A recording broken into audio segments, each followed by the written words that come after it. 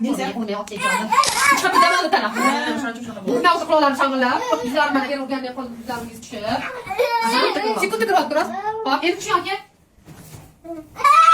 Bakımazsan toz. Bakımazsan toz. Toz. Молодец. Nechta o'rganding? Ha, 3 ta o'rganding. 3 ta o'rganding. Son zo'rsan. Davay, yana nima qilish sentrga tashladik. Bu o'yinda siz qilishni bermaymiz anaqasini.